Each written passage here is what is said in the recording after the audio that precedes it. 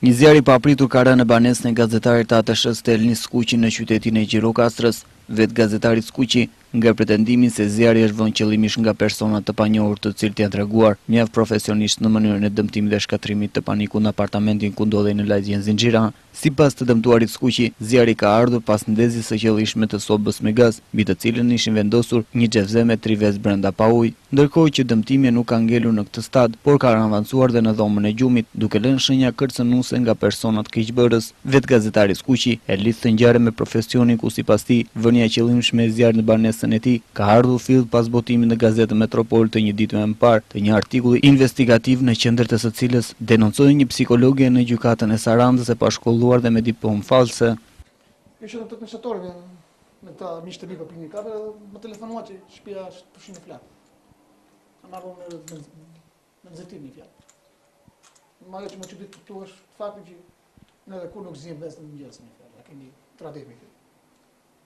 Këtu pas ka ndosur tre që vetë kanë ndosur sobën me gaz këtu. Mos e keni lënë gjë juve? Absolutisht jo. Jeni sigurt? Shumë i sigurt, që buka që hajt, nuk e një praktikë ti nuk e praktikojmë për 5 vjetësh ne, që kur jam martuar deri tash s'ka bërë një gjë të kur në jetën time. Mua më çudit. Kish shpish këto vetëm ka fal Zotit.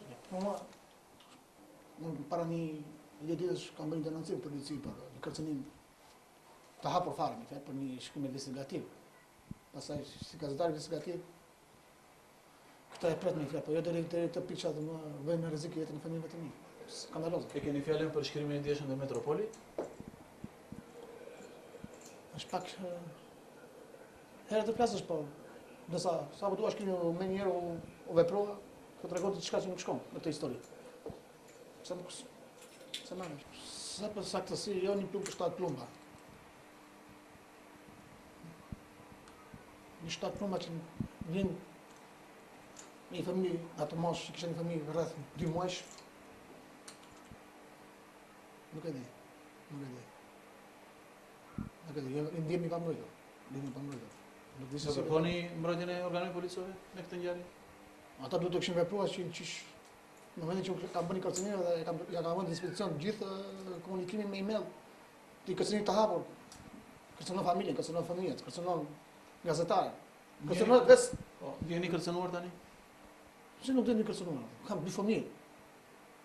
Nëse ti mbroj, dua mbrojtje nga shteti.